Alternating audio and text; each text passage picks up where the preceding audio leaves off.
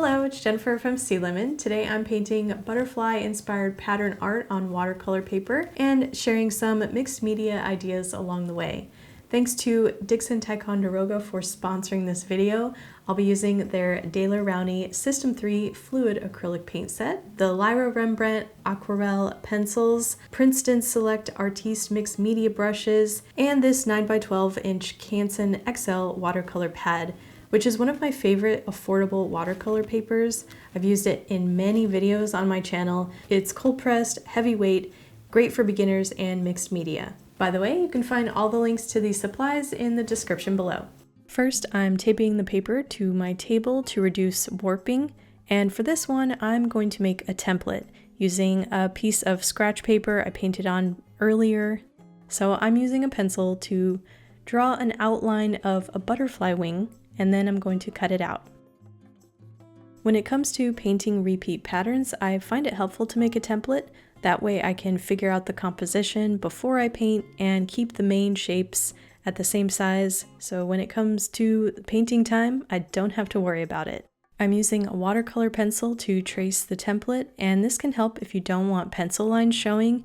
You can blend it out with water or blend it in with the other paint.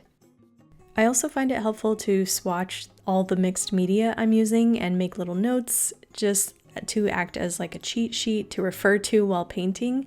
And here I've swatched out all the watercolor pencils to see the consistencies, and also up here all of the fluid acrylic paint. I also made a really rough sketch to get the idea of what I'm going for with all the colors, and I will make a more refined version on the final art. For the wings, I'll be using these System 3 fluid acrylic paints.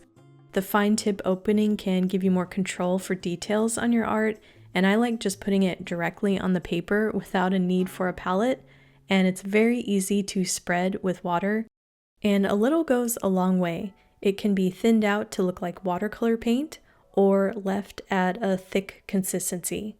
Then I'm going in with a couple of Lyra Rembrandt watercolor pencils, and I'll show you a few ways I like to use these. They can draw like a colored pencil, and then the pigment is activated with a wet brush to look like watercolor. You can color on top of that to create more texture and build upon the pigment, and go in with a wet brush to blend it out. And my favorite way to use these is to dip the pencil in water and draw with it.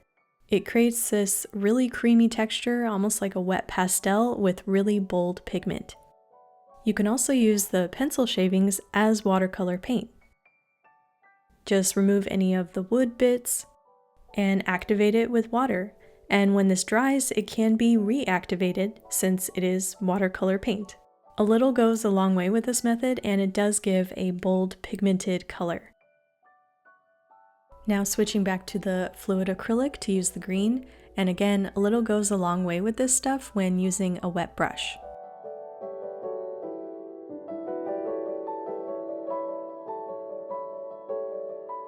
Then going in with the yellow fluid acrylic. And for the rest of the wing, I want to create this spot type texture on the outline, and I found that if you make this fluid acrylic thick enough, it will resist a wash of a color on top of it. I also think the fine tip of this paint bottle works well for dot art techniques. Now that I have my completed one butterfly wing, I'm going to repeat that color scheme on the rest of the wings that I traced.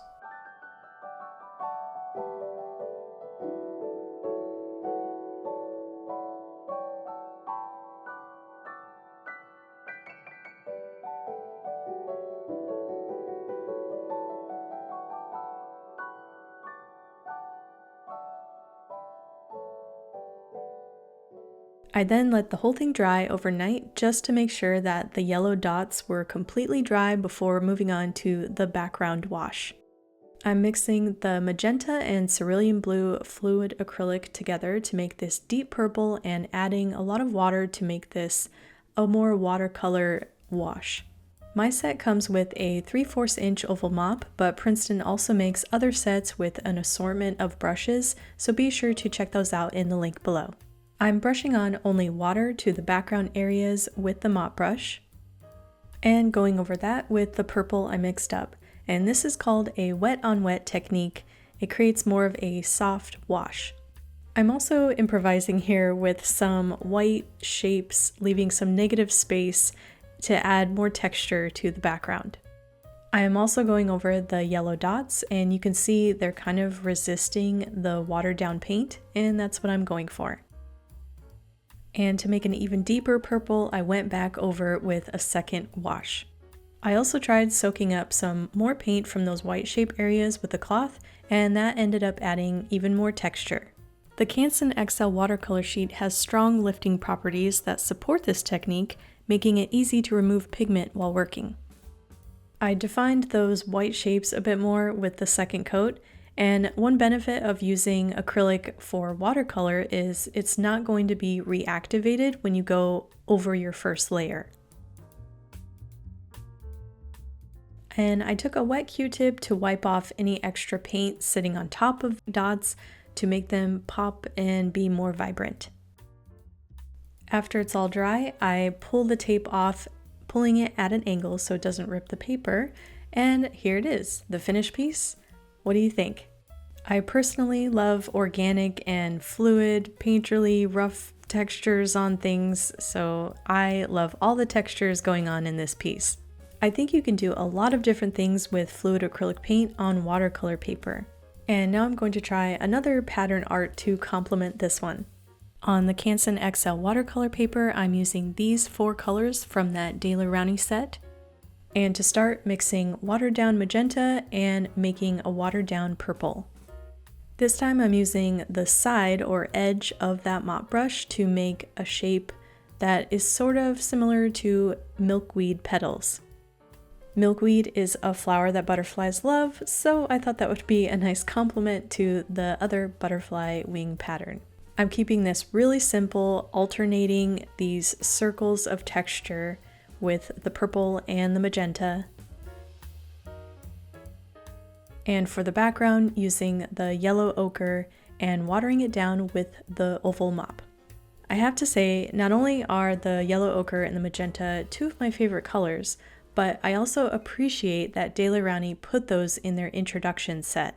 And again, with this paint, a little goes a long way, especially when water is added to it. And after that is dry, I'm going in with a white fluid acrylic and doing a similar technique with the dots, but this time I'm going to try drawing with the fluid paint. I'm drawing really organic, squiggly, I don't know what else to call these, but squiggly stems, squiggly leaf branches, and using very light pressure to squeeze out the paint.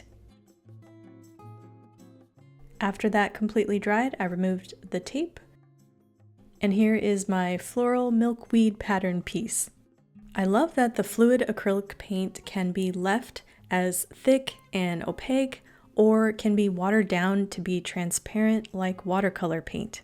And I did notice if left as thick, it has sort of a satin finish, and if watered down, it dries matte. Also, the Canson XL watercolor paper handled all the paint and rough textures I put on it very well. These could be used as background art in other projects, DIY scrapbook paper, cards, collage. Let me know what you would do with this art in the comments below. Thanks again to Dixon Ticonderoga for sponsoring this video. Hit the like and subscribe if you want to see more art videos like this, and I will see you all in the next one. Bye!